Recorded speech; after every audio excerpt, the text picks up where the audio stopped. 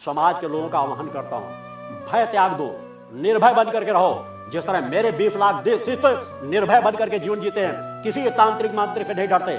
माता भक्ति आदि शक्ति जननी जगदम्बा जिसकी रक्षक हो, कोई तांत्रिक मांत्रिक उनका एक भी अहित नहीं कर सकता। मैं उन लोगों का भी आह्वान करता हूं जिनका शोषण किया गया है, बढ़ के आए इस आश्रम में। आश्रम स्वागत करता है, उन्हें सच्चाई ईमानदारी का मार्ग मिलेगा और उन्हें सत्य का ज्ञान होगा कि धार्मिक स्थानों में आज भी कितनी बड़ी सत्यता है, कितनी बड़ी सत्यता से कार्य किए जा रहे हैं। और तुम्हें संरक्षण भी प्रदान किया जाएगा।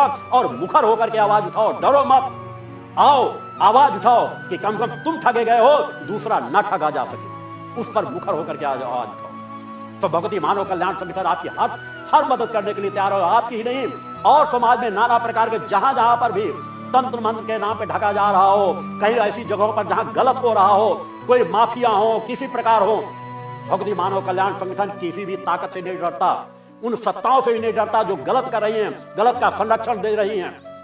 सत्ताएं गलत जगह झुक सकती हैं, उनको वोट की आवश्यकता पड़ती है, मगर भक्ति मानव कल्याण संगठन एक विचारधारा का जीवन जीता है। पंचज्योत शक्ति सिद्धाश्रम एक विचारधारा का जीवन जीता है। भारतीय शक्ति चेतना पार्टी एक विचारधारा का जीवन जीती।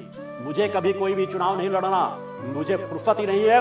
तुम जैसे लोगों को बताने समझाने के लिए भी मेरे पास समय नहीं रहता, और समय देकर के मैं आज तुम्हारे सामने बैठा हुआ हूं, तुम्हारे बारे में और शिष्यों का मार्गदर्शन कर रहा हूं। मेरी तीनों धाराएं समाज को दिशा देने के लिए इनके बारे में विस्तार से बता चुका हूं, आगे जरूरत पड़ेगी और बता दूंगा।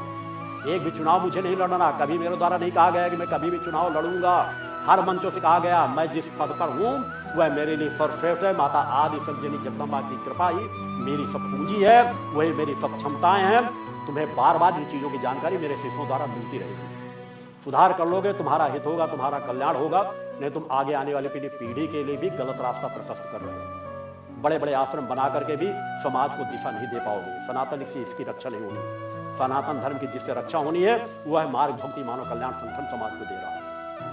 एक सूत्र में सबको पिरो रहा है, एक विचारधारा से सबको लेकर चल रहा है। मेरा आशीर्वाद अपने समस्त शिष्यों भक्तों के लिए बराबर बना रहता है, समाज के लिए बराबर बना रहता है। यहाँ की विचारधारा आज जहाँ यहाँ अखंड पाठ चल रहा है, देश के कोने कोने में स्वयं सेवी कार्यकर्ता निःशुल्क निस्वार्थ भाव से जा करके घरों में दुर्गा चालीसा का पाठ करा रहे हैं। लोग नशे मान से मुक्त चरित्रवान चेतनावान बना रहे हैं, एक दिशा समाज को दे रहे हैं। इस विचारधारा को तुम छू भी नहीं पाओगे।